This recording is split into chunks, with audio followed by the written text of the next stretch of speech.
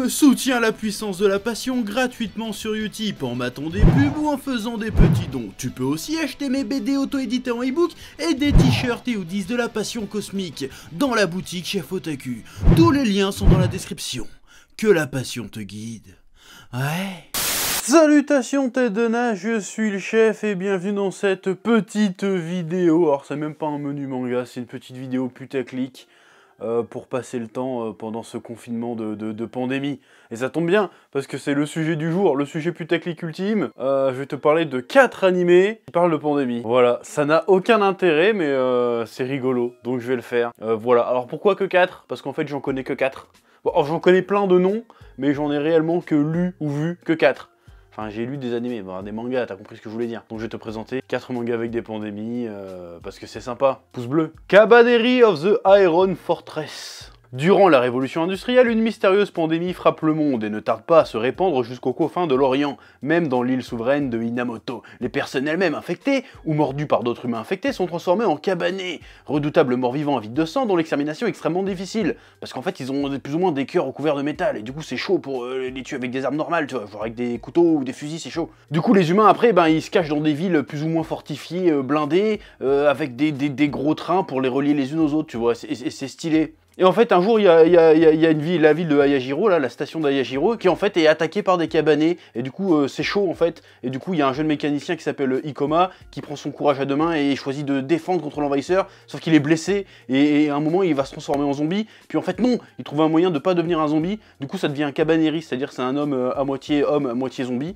Qui fait qu'il a la puissance des zombies et qui se sert de la puissance des zombies pour combattre les zombies. Du coup après ils s'en vont dans un grand train en métal pour aller dans la ville la plus fortifiée du pays et du coup c'est ça l'histoire.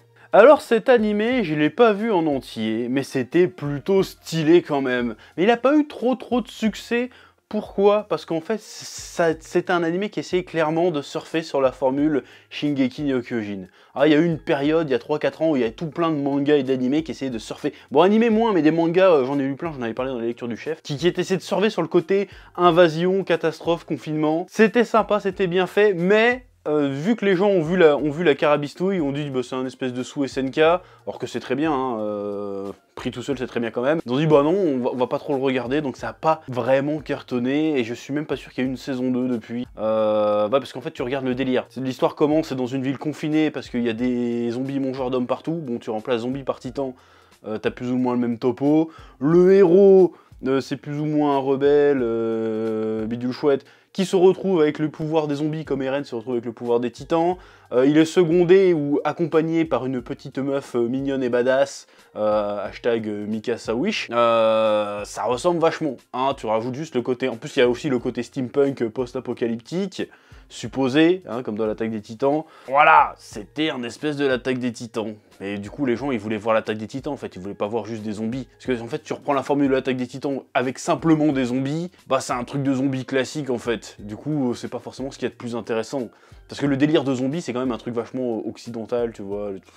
Donc tu vois ce que je veux dire ou pas? Un manga avec des zombies c'est pas forcément ouf. Parce qu'on a déjà vu ça plein de fois en fait, des trucs de zombies. Ouais. Mais l'anime était sympa, les musiques étaient cool. Mais voilà, simili SNK, ça c'est un peu vu, du coup ça a pas forcément cartonné. Ouais. En plus c'était le même studio. Bon après évidemment je vais te parler d'High School of the Dead. Voilà, parce que encore une fois c'est un truc de zombie, mais bon ça parle d'une pandémie. Mais voilà, tu veux regarder un truc sympathique pendant cette pandémie, tu te sens un peu seul, tu as besoin de te stimuler un petit peu, tu regardes High School of the Dead. Voilà, c'est con, il y a des boobs. C'est cool, j'avais fait un menu manga dessus à l'époque, et d'ailleurs j'en ai parlé récemment dans une vidéo sur les mangas qui n'auront jamais de fin, parce que hélas, l'auteur, l'un des deux auteurs, le scénariste, est décédé suite d'une maladie, donc RIP in Peace, on n'aura jamais la fin, mais en attendant tu peux toujours regarder l'animé et tu vas kiffer. D'ailleurs je vais pas me refaire chier de présenter le truc, je te mets l'extrait de la dernière fois que j'en ai parlé, directement. Ah ouais, la putacliquerie n'a pas de limite. Ah, j'ai pas le temps. High School of the Dead, c'est un manga qui a cartonné direct. En même temps, c'est sorti en pleine mode zombie. Tu rajoutes à ça des gros flingues et des lycéennes à gros boobs qui se retrouvent à moitié à poil pour un oui ou pour un non, forcément ça cartonne. D'ailleurs, on avait fait un menu manga dessus à l'époque. Même s'il faut avouer que c'est surtout l'animé qui a fait connaître l'œuvre à l'international, ça reste encore aujourd'hui la référence pour les petits branlotins fans d'animé. Bah oui, hein, quand tu veux pas assumer de te mater du hentai sur l'ordi familial, tu mets un épisode d'High School of the Dead, tu baisses le son, tu gardes un œil sur la porte et en avant le 5 contre 1. En plus, pas besoin d'effacer l'historique, t'as juste regardé un animé après tout. Indétectable. Kagaster, ou Kagaster, une étrange maladie nommée Kagaster, apparaît à la fin du 21e siècle. Une fois contractée, la maladie métamorphose les personnes en monstrueux insectes anthropophages. Les 2/3 de l'humanité sont décimés par ce virus qui touche une personne sur 1000. Le jeune Kido, qui s'est spécialisé dans l'extermination de ces créatures, sauva un jour Illy d'une attaque de ces monstres. Le manga raconte leur périple à travers ce monde plein de dangers, dont l'ennemi n'est pas forcément celui qu'on croit. Alors c'est un manga assez court, hein, je crois qu'il a à peu près 6 tomes. Bon, je sais que j'allais te parler d'animé, mais il y a une adaptation animée assez récente sur Netflix, c'est en CGI, ça a pas l'air trop dégueu, personnellement je l'ai pas regardé, j'ai juste lu le manga, et le manga est plutôt sympa. Il y a un petit côté Starship Troopers, sauce Heroic Fantasy, alors que c'est pas du tout de l'Heroic Fantasy, mais comme ils se battent beaucoup avec des épées, trucs comme ça, je trouve ça, le mélange particulièrement savoureux, particulièrement stylé. Après c'est un manga en soi, qui a rien vraiment d'exceptionnel. C'est un manga très sympa, très court, les personnages sont bien écrits, le scénario tient la route, l'univers est sympathique. Donc si tu veux un petit manga très court, un petit animé, parce qu'il me semble qu'il fait que 12 épisodes aussi, si je dis pas de conneries, sur Netflix, 12 ou 13, bah regarde Kagaster, ça parle de pandémie, il y a des insectes, il y a des combats stylés, des personnages sympas, de l'émotion, c'est assez court, et franchement, moi j'ai trouvé ça particulièrement sympathique.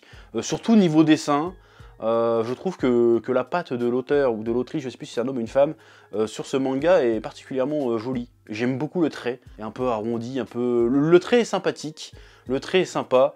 Voilà, et autre info intéressante, petit bonus, c'est que c'est un manga qui a été publié au Japon de manière totalement indépendante. C'est quasiment de l'auto-édition en fait. Donc l'auteur a bossé tout seul dessus, zéro assistant, rien que dalle, et il a réussi quand même à faire 6 tomes et à se faire adapter par Netflix, et moi je trouve ça plutôt sympathique. Parce qu'on parle très peu finalement des auteurs indépendants, réellement indépendants, au Japon.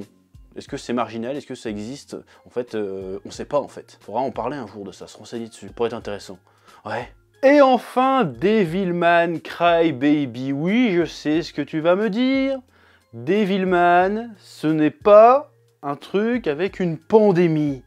Mais les événements de l'animé et du manga, ils font un peu penser. Je vais essayer de développer ça, ça va être un petit peu le seul coin un peu sérieux de cette vidéo. Hein, d'ailleurs, si tu ne connais pas Devilman Crybaby, c'est disponible sur Netflix, c'est vraiment stylé, et j'ai fait un menu manga dessus, genre 2 jours après que ça soit sorti, tellement j'ai pris une claque, j'étais motivé. J'ai fait un menu manga dessus, que tu peux aller voir sur la chaîne, où je le mettrai en fiche certainement, si j'ai pas la flemme.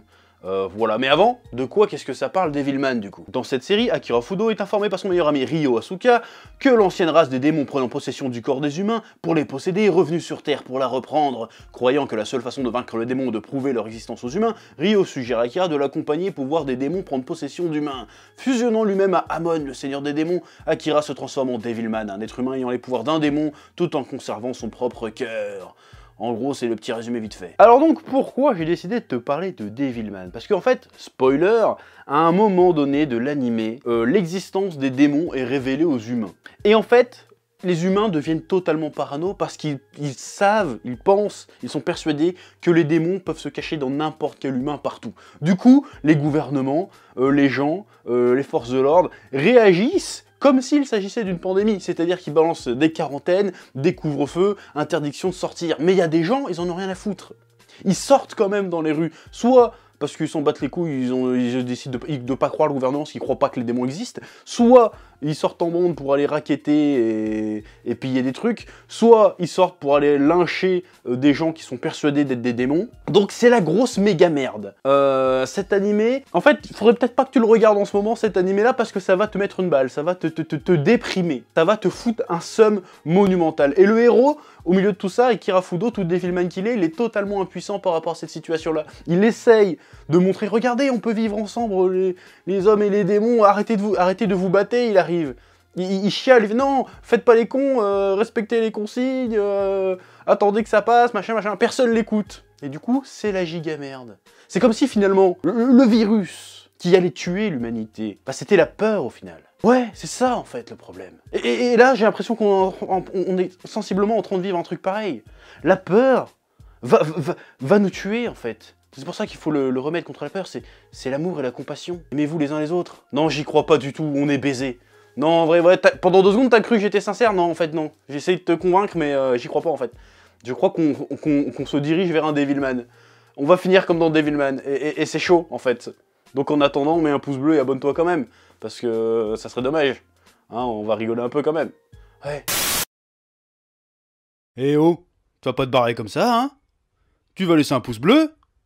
Un petit pouce bleu, hein? Puis tu regardes aussi les autres vidéos? Parce que voilà, tu t'abonnes? Ouais? Ouais.